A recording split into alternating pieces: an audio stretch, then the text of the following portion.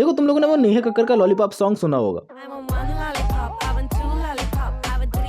And मैंने उस song को नहीं सुना ऑनेस्टली। जब मैंने थोड़े बहुत ही क्लिप्स वगैरह कहीं देखे, मेरी हिम्मत नहीं हुई भाई पूरी वीडियो देखने की। लेकिन बात लेकर चले, मैं नेहा कक्कर के पास्ट ओवरऑल हिस्ट्री के बारे में जानना चाह रहा था कि भाई ये बंदी अभी से क्रिंज है या पहले से क्रिंज है। थोड़े बहुत सॉन्ग जिसके बीच में फेमस हुए थे काइंड ऑफ अच्छे थे, लेकिन बात लेकर चले इस बंदे ने अपना करियर पता कैसे स्टार्ट किया था, भजन कीर्तन से। एंड तुम लोग इमेजिन करो भजन कीर्तन करने वाली ये सब सॉन्ग गा रही है भाई। मेरे को दिमाग में कंफ्यूजन हो रहा है यहाँ पर, है ना, यहाँ पर ना पता नहीं, ऐसा लग रहा है कि भाई पता नहीं कौन सा भार बैठ गया है कि भाई ऐसे सब फेम पाने के लिए कुछ भी करा जा सकता है इंटरनेट पे। एंड दिमाग खुल रहा है धीरे धीरे करके। एंड ये जो क्लिप्स वगैरह सर्कुलेट हो रही है मेरे पास पहले भी आई थी, लेकिन वो है कि मैं काइंड ऑफ रिएक्ट बहुत ज़्यादा कम करता हूँ एंड मैं बहुत ही दूर रहना चाहता हूँ ऐसी चीज़ों से जो मेरे मेंटल हेल्थ को बहुत ज़्यादा डिस्टर्ब करे। बात लेके चले इन्हीं की जो मैंने रिसर्च करी अबाउट ऑफ दैट थिंग कि भाई हाँ, इनके जो भी पॉपुलर सॉन्ग है जाके देख लो भाई टी सीरीज पे, जी म्यूजिक पे, जो इन म्यूजिक चैनल के पॉपुलर सॉन्ग्स है उनमें कहीं सेकंड नंबर पे, कहीं थर्ड नंबर पे, कहीं फर्स्ट नंबर पे इनके सॉन्ग्स आ रहे हैं। तो मीन्स भाई कभी ना कभी तो हिट अप करे थे, कभी ना कभी तो वो जो एरा था ना इन दोनों का, भाई टोनी कक्कर और नेहा कक्कर के सॉन्ग्स का,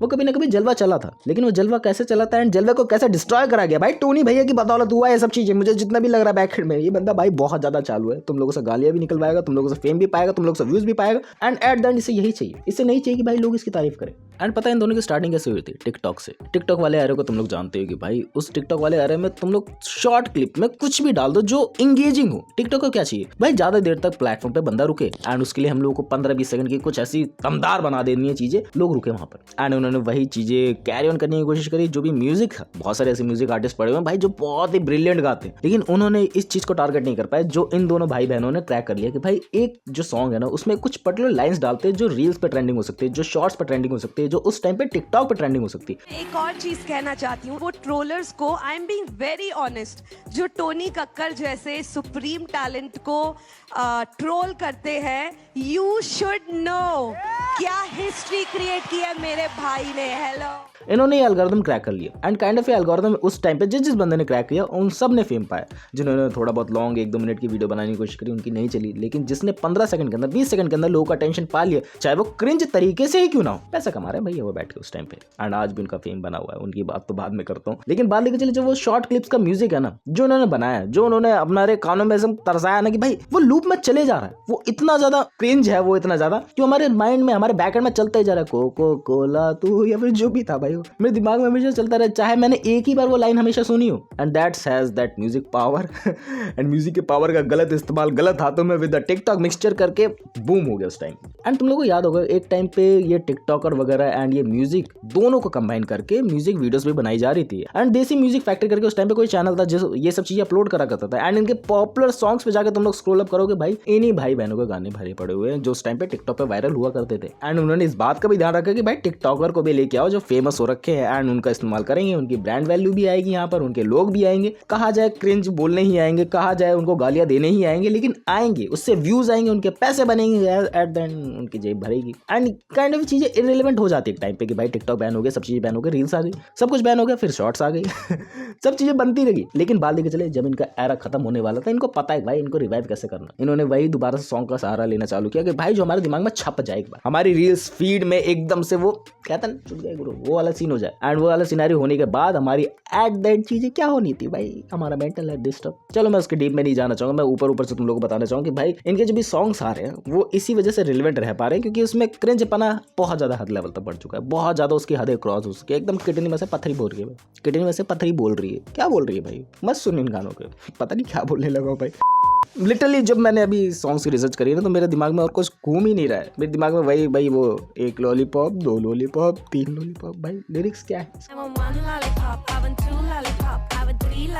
एंड इनकी बैकएंड में बहुत सारी कंट्रोवर्सी भी हो रखी है। अगर तुम लोगों को नहीं पता तो बता दो कि भाई काइंड ऑफ चीजें कॉपी पेस्ट बहुत ज्यादा इनकी, जो भी इन्होंने सॉन्ग्स आज तक गाए ना उसमें कुछ कुछ है भाई पॉपुलर वन है, कुछ कुछ है जो अच्छे गाए हैं इन्होंने, लेकिन अपार्ट फ्रॉम इट बहुत ज्यादा कॉपी वन है एंड वो बहुत डिफरेंट जगह से कॉपी वन है। तुम लोगों को एक सॉन्ग याद आ रहा होगा, मैंने पायल जो खनकाई वाला नेहा कक्कर ने गाया था, वो फाल्गुनी पाठक का ओरिजिनल सॉन्ग था 90s का। एंड उसको जिस तरीके से मॉडिफाई वे में दिखाया गया है, जिस तरीके से दर्शाया गया है, वो नेक्स्ट लेवल का था भाई, वो नेक्स्ट लेवल का था। इस लेवल तक कि भाई पूरी उसकी सॉन्ग्स की इज्जत, पूरी उसकी ओवरऑल चीजें माइनस में चली जाती है, माइनस और कर देती है। एंड उस वजह से फाल्गुनी पाठक ये भी बोलती है कि भाई अगर मेरे पास राइट्स होते ना मैं अब तक केस कर चुकी होती। काइंड ऑफ चीजें वर्थ इट भी लगती है भाई, जब ये बंदा मेहनत से गाना गाए, सब कुछ चीजें करे और उसके बाद उसका ऐसे रीमेक बने, क्योंकि ओवरऑल जो राइट्स थे वो टी सीरीज के पास थे। एंड इनको पता चल चुका है भाई, टोनी कक्कर को एट द एंड पता है कि कौन सा सॉन्ग को बनाया जाएगा, कौन सा सॉन्ग ज्यादा क्रिंज लगेंगे। दैट्स वाई मैंने एक ट्रिगर इंसान का बैक एंड में वो भी देखी थी वीडियो पास में, जब मेरा हुआ लहरा चल रहा था कि भाई मैं वेला बैठा रहता था, मैंने देखा था कि भाई टोनी भैया जानबूझ के बोलते हैं सब चीजें। एंड इस वजह के बोलने के रीजन ही यही है कि भाई उनको व्यूज आए, उनको लोग गालियां पड़े। एंड उसको सब पता है, तुम लोग को लगता है ना, तुम लोग उसको रियलाइजेशन दिलाते हो भाई कमेंट्स करके।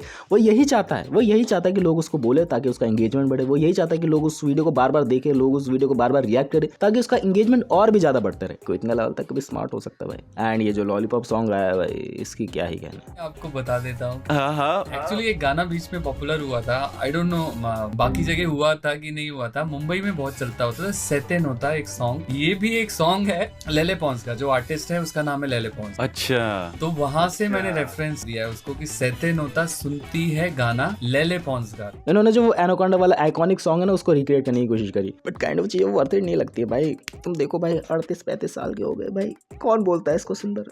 मैं इसके डीप में नहीं चाहता हूँ, मैं बहुत वियर्ड बिहेवियर कर दूंगा अपना। तुम वैसी वाइब दे ही नहीं सकते हो भाई, तुम कहाँ हो, तुम कैसी चीज परफॉर्म करो एंड उसको कैसे मॉडिफाई में तुम बता रहे हो, मुझे ये बताओ। इन्फ्लुएंस बहुत ज्यादा गलत पड़ता है ओवरऑल चीजों से ना, कि भाई ये सब चीजें देख के काइंड ऑफ चीजें होती है, बट जिसको समझ नहीं है मैं उसकी बात लेके चलता हूँ, उसको ज्यादा वियर्ड लगता है कि भाई सब चीजें क्यों करी जा रही है। एंड जिसको लाइक ऐसे बात लेके चलो, इसमें लॉलीपॉप का रेफरेंस है तो ऐसे को भी फीड में चाहिए जिसकी जरूरत नहीं है, लाइक माइनस के फीड में, तो कंट्रोवर्शियल हो सकता है। उनको समझ नहीं है सब चीज़ों की। एंड जो एडल्ट है वो तो समझ पा रहे कि भाई ये तो टोनी कक्कर कहीं भी बेइज्जती कराने में पीछे नहीं छोड़ता। समय रैना के शो में भी गया था भाई, जितना मोटा मोटा समझ में आया भाई, फेम दिला दो जो मर्जी बोलो, फेम दिला दो जो मर्जी बोलो, पैसा दिला दो जो मर्जी बोलो। नॉइज से याद आया, Tony Kakkar is also here. एक बार टोनी भाई के लिए भी थोड़ी तालियां यार। टोनी भाई, how are you feeling today यार? बढ़िया। एक सेकंड, आप ये वाला माइक ले लीजिए, उसमें ऑटो ट्यून नहीं डालना।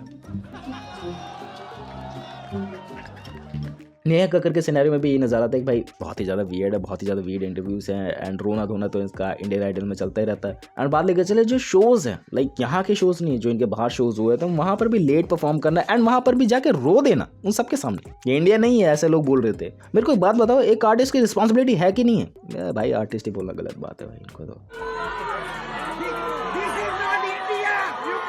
फेम पाने के लिए कुछ भी करना, आई थिंक ये बोल सकते हैं, फेम पाने के लिए कुछ भी करा जा सकता है आज के टाइम पे। भाई इसके क्या कहने हैं, इसके क्या कहने नहीं है, तुम लोग मुझसे बेहतर जानते हो, इस बात से तो मैं रिलाई करता हूँ, तुम लोग मुझसे बेहतर जानते हो। 72। एंड जब भी इनको लगता है ना कि इनकी पॉपुलैरिटी बहुत ज़्यादा गिर रही है, कुछ वे डाल देते हैं, कुछ अटपटंगा डाल देते हैं दोबारा से क्रिंज एक्सट्रीम लेवल पे। एंड खास बात ये है कि भाई टोनी कक्कर भाई लिरिक्स भी लिखता है, म्यूजिक भी कंपोज करता है, ओवरऑल चीज़ें खुद करता है, एडिटिंग वगैरह भी खुद करता था पास में, अब करता है कि नहीं करता वो नहीं पता भाई, सब चीज़ें बंदा खुद करता है, सारे पैसे जेब में चाहिए। अब भाई अच्छी बात भी है, बुरी बात भी है। सुन के पता चल रहा है कि टोनी भैया का ये गाना है, जिसके सिंगर है टोनी भैया, म्यूजिक टोनी भैया, लिरिक्स लिखे हैं टोनी भैया, म्यूजिक प्रोड्यूस और मिक्स भी किया है टोनी भैया। सब काम इनको अकेले ही करने हैं, हमको पैसा चाहिए। तुम जिस हिसाब से परफॉर्म करना चाहते हो कि भाई तुम्हें ये चाहिए कि प्रॉफिट ज़्यादा मैक्सिमाइज हो, पॉपुलैरिटी ज़्यादा तुम्हारे पास है, क्रिंज लेवल ज़्यादा ही एक्सट्रीम लेवल पर, तुम्हारे पास सारे कंट्रोल होने चाहिए उसके लिए। बट ये भी कि भाई वो एक एरा था ना जहाँ पर स्वीट सॉन्ग बनते थे, जो एरा था एक टाइम पे भाई, हाँ बंदा उभर रहा है, बंदा अच्छी चीज डिलीवर कर रहा है, वहीं पर अगर संभल जाते एंड कुछ अच्छा मूवमेंट क्रिएट हो जाता। बट यही कि अगर तुम्हें पैसे ही चाहिए, तुम्हें फेम ही चाहिए, करो भाई वियर्ड चीजें करो, उसके लिए कोई मना नहीं कर रहा भाई, करो एक्सट्रीम लेवल पे। बट उन म्यूजिक वीडियो पे ना कोई भी कंट्रोल नहीं है। तुम लोग को पता होगा भाई वो जो एनाकोंडा म्यूजिक वीडियो है, वहाँ पर तो भाई अमेरिकन चीजें की अलग ही चीजें, वहाँ पर तो कोई कंट्रोलेबल चीजें है ही नहीं वेस्ट में कि भाई यूट्यूब उनके साथ हमेशा से। बट इंडिया में कुछ कंट्रोलेबल होना चाहिए कि नहीं होना चाहिए? आई थिंक इसको एज रिस्ट्रिक्टेड होना चाहिए भाई, बहुत हजार तरीके की चीजें, लेकिन नहीं होगी, पता नहीं क्यों। जैसे मूवीज वगैरह को सेंसर बोर्ड देखता है कि भाई हाँ ये चीज रखनी है, ये चीजें नहीं रखनी है, हालांकि वो भी थोड़ा बहुत चोमुपंथी करता रहता है बैक एंड में, बट इसका भी कुछ होना चाहिए ना, rules and regulation. I think वो नहीं है, एंड है क्यों नहीं, जरूरत है, पता नहीं भाई, मुझे पता नहीं क्या है, चीजें चलती रहती भाई, आधे से ज्यादा मेरा दिमाग खराब हो जाता भाई, मैं इसलिए देखता नहीं ऐसे सॉन्ग्स को, बट देखता हूँ तो फिर बताने का मन करता है भाई, तुम लोग को बताया जाए।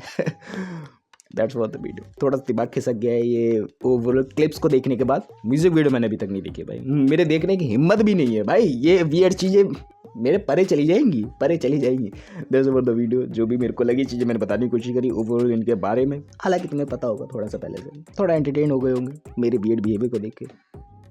बाय।